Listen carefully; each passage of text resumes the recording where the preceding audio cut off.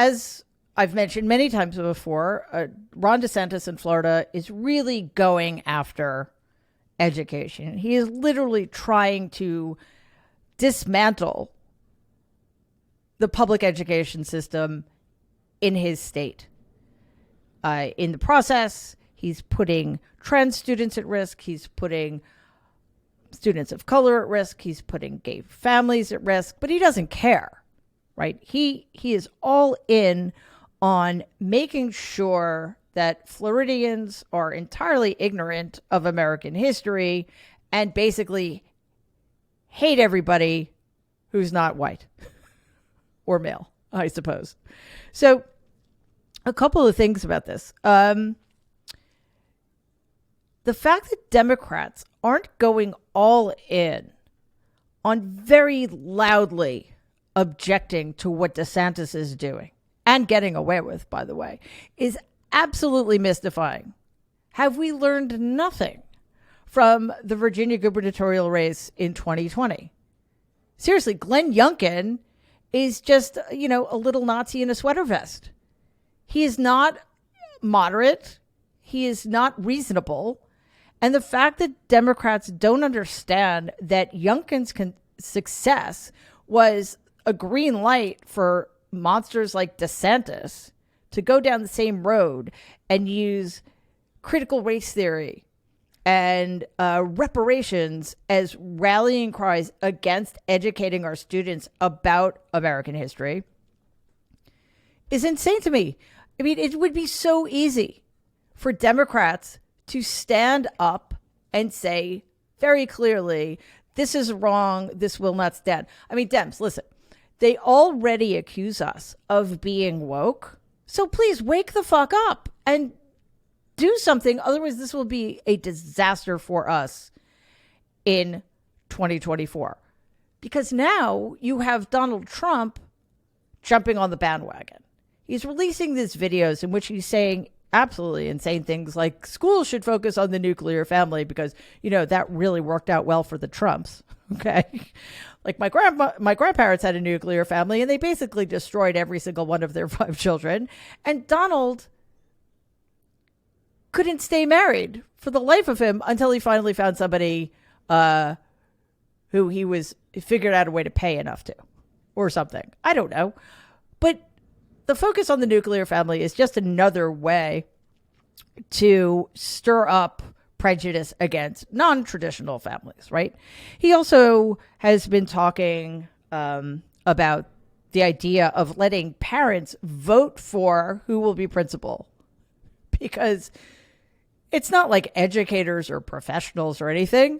Let's make it a popularity contest. All of these ideas are so incredibly dangerous. But as you guys know, I like to help Donald out by pointing out mistakes he might be making. And this is one of them. Because listen, Donald, by basing your entire campaign on being anti-woke, you're essentially following Ron DeSantis' lead, who, of course, is following Glenn Youngkin's lead, who is following, I don't know, Goebbels' lead, right? So, Donald, you're basically saying that DeSantis has the right idea. So maybe you want to take a step back and come up with your own way of campaigning that doesn't give so much credit to Ron DeSantis, because, I mean, he's a loser, right? I think that's what you think. Anyway, more important thing right now, though, is that Democrats start fighting back against this incredibly dangerous, slippery slope the Republicans have us sliding down.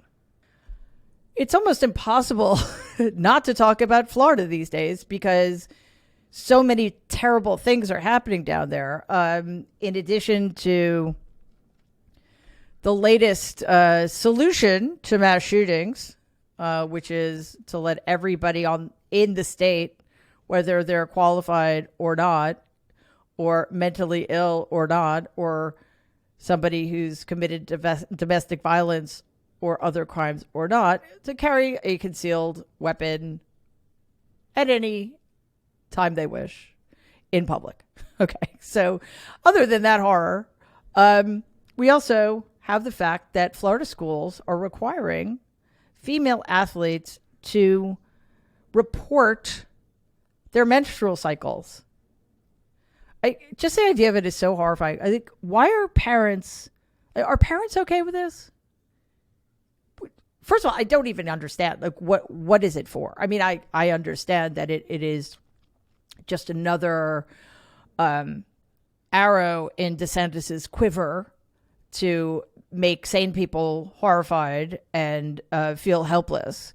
And it's another way for him to make people think that his misogyny and his homophobia and his anti-trans hatred are somehow reasonable, that to make people think that there's some scientific reason for compiling these data. But it's so outrageous, and it puts so many people at risk. So what exactly is going on with voters in Florida? That for the benefit of, I guess, I don't know, paying lower taxes and being partisan, they are willing to give up things like, I don't know, books and freedom. It's absolutely fascinating. The only silver lining here is that as soon as DeSantis steps onto the national stage, I think he is going to go up in a puff of smoke, because he has absolutely nothing to offer outside of his little closed fascist state. Just wondering, in all fairness, when Merrick Garland is going to appoint a special counsel to me. I'm feeling very left out. I'm sure Mike Pence is also feeling left out. I haven't even had the FBI over to look for documents.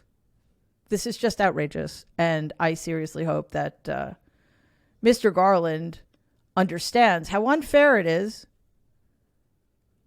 not to give everybody a special counsel, since he gave one to Joe Biden for absolutely no fucking reason. This is your periodic reminder that there is no such thing as a moderate Republican.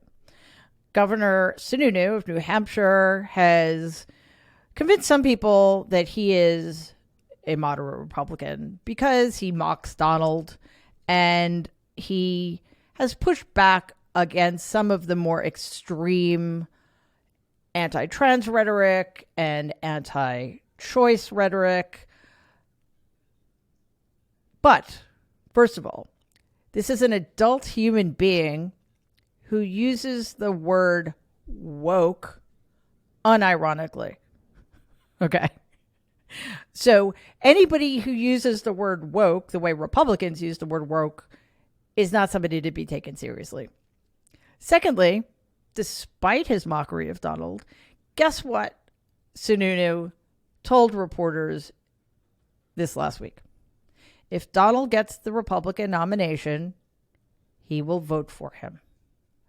That's all you need to know about this deeply unserious, anti-American jerk. Apparently, a Chinese spy balloon has been spotted very far up into the atmosphere, surveilling the northern United States. Turns out that the state being targeted, for reasons that are beyond my comprehension and above my pay grade, is Montana. So I want to give China some advice and just say, China, never get involved in a land war in Montana. You're welcome.